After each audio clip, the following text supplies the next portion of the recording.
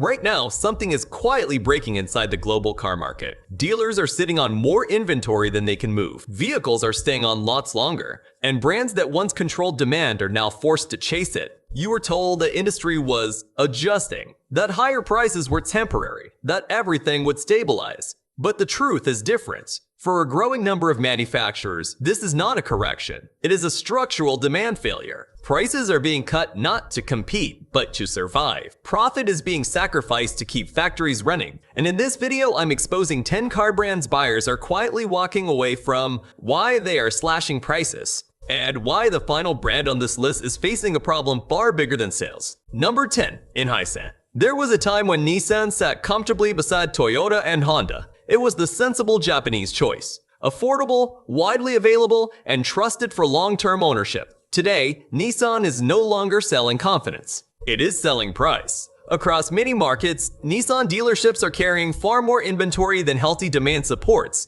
Altimas, Rogues, and Sentras are sitting longer on lots, forcing dealers to stack incentives just to generate foot traffic. What used to be occasional promotions are now permanent pricing tools. The root of this collapse traces back to long-term ownership trust. For years, Nissan's aggressive shift toward continuously variable transmissions promised efficiency and smoother driving. What many owners experienced instead were early failures, repeated repairs, and rising out-of-warranty costs. Even as newer models improved, the reputation damage had already spread. Once a brand becomes associated with drivetrain risk, resale values weaken. When resale weakens, leasing becomes expensive. And when leasing breaks, new car demand follows. Dealers now rely more heavily on fleet and subvented sales to keep volume moving. That pushes more used Nissans into the market, lowering values further and reinforcing buyer hesitation. Nissan's problem is no longer engineering alone. It is perception. And perception, once broken, is the hardest system in the auto industry to repair. Number 9, Chevrolet. Chevrolet once defined everyday American driving. It was the default choice for families, fleets, and first-time buyers. The brand people return to without thinking. Today, Chevrolet no longer moves on reputation. It moves on incentives. Across multiple segments, Chevrolet models require aggressive rebates to remain competitive. Trucks, crossovers, and sedans that once sold through familiarity now linger on lots long enough to force constant pricing pressure. The deeper problem is not any single vehicle. It is brand dilution. Over time, Chevrolet stopped standing clearly for one thing. It is not the unquestioned reliability brand. It is not the technology leader. And outside of a few specialty models, it is no longer aspirational. That confusion has consequences. When buyers do not know why a brand exists, they default to competitors that offer clearer promises. As that shift happens, loyalty breaks. And once loyalty breaks, price becomes the only remaining lever. Dealers feel this first. Inventory ages, floor plan costs rise, and margin disappears.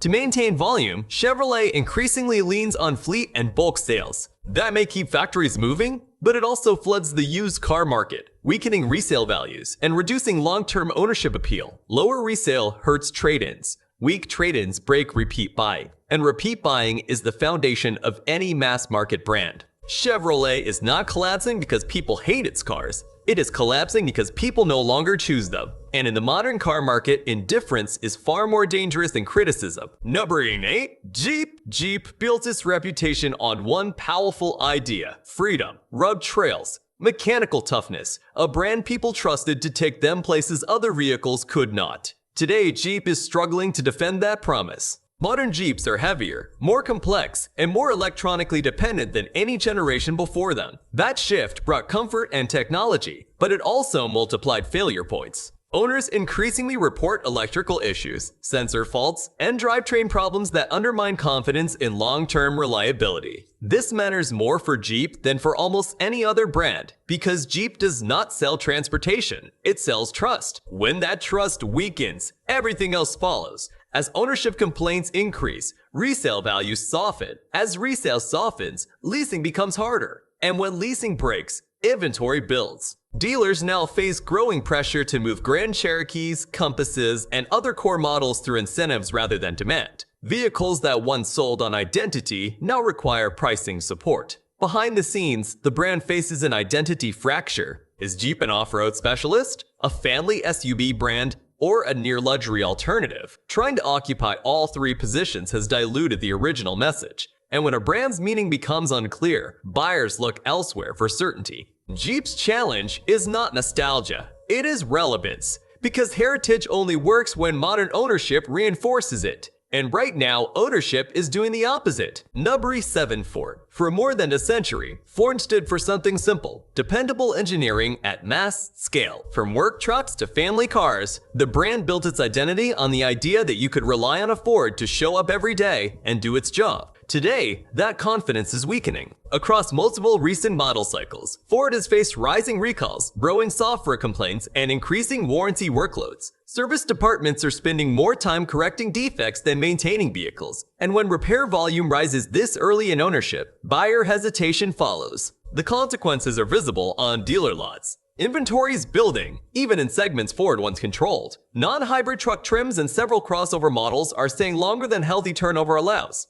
To move volume, dealers are turning to markdowns on products that once sold at a premium. This signals a deeper misalignment. Ford has invested heavily in technology transitions, software-driven systems, and electrification. But complexity without stability creates friction. And friction breaks trust. As trust weakens, customers change behavior. They delay purchases. They extend ownership cycles. They cross-shop brands they once ignored. That behavior shift damages pricing power. And once pricing power disappears, marketing can no longer hide the underlying problem. Ford is not facing a product crisis. It is facing a confidence crisis. Because when buyers begin asking whether a new Ford will be reliable, the brand has already crossed a dangerous line. Number 6, the Mitsubishi. Mitsubishi is not collapsing loudly, it is disappearing quietly. There was a time when Mitsubishi competed directly with major Japanese brands. It built family sedans, performance icons, and capable utility vehicles that were easy to find and easy to service.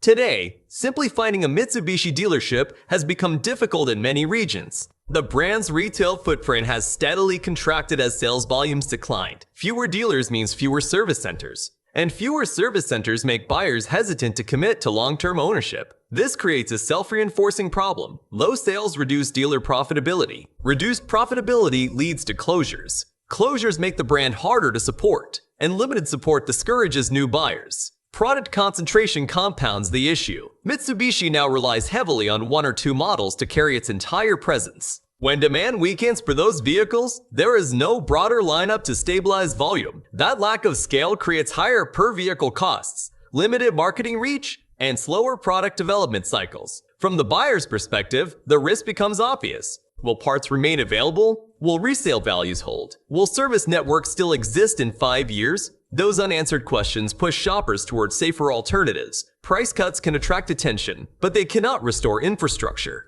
And without infrastructure, a mainstream car brand cannot survive. Mitsubishi's challenge is no longer competition, it is continuity. Number 5, Mazda. Mazda is not failing because its cars are bad. Mazda is failing because its position in the market is unclear. For years, Mazda built loyalty as a value-focused Japanese brand that emphasized driving feel, reliability, and affordability. Buyers chose Mazda because it offered something close to premium without the premium cost. That balance has shifted. In recent years, Mazda deliberately moved upmarket. Higher interior quality, more design emphasis, and higher base pricing were meant to attract more profitable buyers. Instead, it created a gap. Traditional Mazda customers found cheaper alternatives offering more technology and longer warranties. Premium shoppers, meanwhile, remained skeptical of Mazda's luxury credentials. The result shows up on dealer lots. Inventory is sitting longer, incentives are increasing, and models that earn praise from automotive media struggle to translate attention into sustained demand. The deeper problem is value perception. In today's market, buyers are not paying more for subtlety.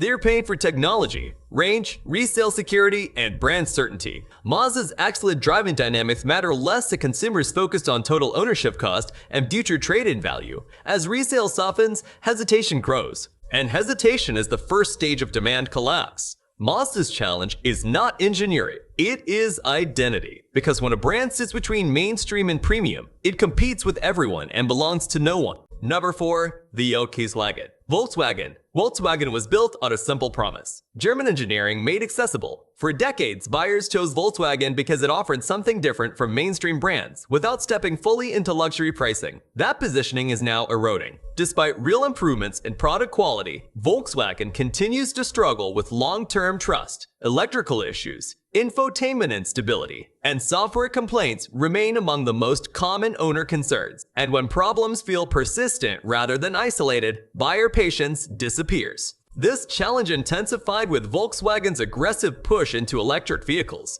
The shift placed enormous pressure on software development, dealer training, and service infrastructure. Early ownership experiences for some EV customers have involved repeated updates, delayed fixes, and long service visits. Those experiences shape perception. When perception weakens, incentives replace enthusiasm. Dealers now rely heavily on pricing support to move core models that once sold through brand confidence alone. Crossovers and sedans that used to command modest premiums increasingly require discounts to compete. The deeper issue is not product availability, it is credibility. Once a manufacturer loses its reputation for dependability and transparency, every future product carries that weight. Volkswagen's struggle is not technological, it is reputational, and reputational moves slower than production. Number 3. BUEC. Buick is not losing buyers to competitors, it is losing them to irrelevance. For much of the last century, Buick occupied a clear place in the American market. It was positioned as comfortable, premium, and aspirational without being out of reach. That space no longer exists. Today, Buick struggles to explain why it exists between Chevrolet and Cadillac. Its models overlap heavily in size, price, and features, offering little reason for buyers to choose Buick over other General Motors brands. When differentiation disappears, demand follows. The effects are visible in who is still buying. Buick's average buyer age continues to rise. Younger shoppers rarely cross-shop the brand. Awareness is low, and emotional connection is nearly non-existent. As retail interest fades, reliance on fleet and bulk sales grows. Fleet volume moves vehicles, but it erodes brand value. It fills used car markets, weakens resale prices, and teaches buyers to associate the brand with discounting. That damages long-term ownership appeal. Once a brand becomes associated with rental fleets and incentives, reversing that perception becomes extremely difficult. Buick's problem is not product capability, it is purpose.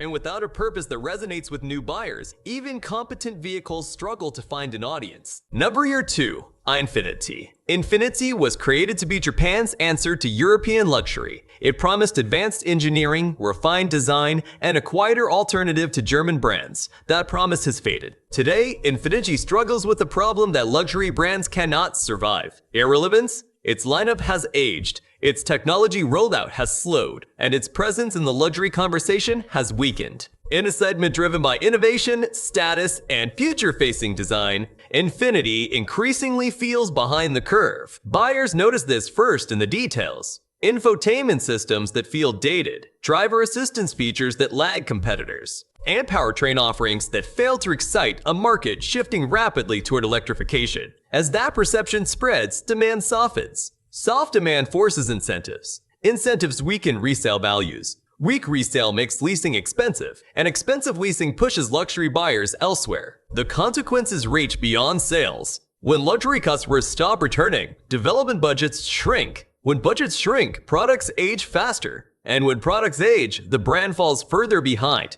Infiniti's problem is no longer competition, it is momentum. Because in the luxury market, standing still is the same as disappearing. Number 1. Cadillac. Cadillac is not just fighting declining demand. It is fighting a transformation that could decide whether the brand survives another generation. For more than a century, Cadillac represented American luxury, comfort, presence, prestige. It was a brand built on familiarity. Today, Cadillac is trying to replace that foundation entirely. The company has committed to a rapid, near-total shift toward electric vehicles. In theory, this positions Cadillac for the future. In reality, it has placed the brand in its most vulnerable position in decades. Because Cadillac's traditional buyers are not the buyers driving the electric transition. Market research consistently shows that longtime Cadillac owners are among the least likely luxury customers to switch to full electric vehicles. Many value ride comfort, long-distance convenience, and familiar ownership experiences. Electric platforms challenge all three. This creates a dangerous gap. Cadillac is bidding its future on a customer it does not yet control, while risking the loyalty of the customer it already has. On the ground, this tension shows up in dealer behavior. Showrooms have been forced to invest heavily in electric infrastructure, training, and facility upgrades. Some dealers have chosen to exit rather than commit. Others now face the difficult task of selling advanced electric products to a customer base that did not ask for them. When dealers hesitate, inventory builds. When inventory builds, incentives follow. And when incentives appear on luxury vehicles, perception shifts quickly. The deeper issue is not technology, it is timing. Cadillac is attempting to reinvent itself before its traditional demand has safely transferred to a new audience. That creates exposure on both sides of the market. If electric adoption grows slower than expected, Cadillac risks standing between two shrinking groups, buyers leaving combustion engines and buyers not yet ready for full electrification. This is not a sales problem, it is a strategic one. Because when a luxury brand disrupts its own identity, it does not get a second chance to rebuild trust. Cadillac is no longer defending a position, it is wagering one.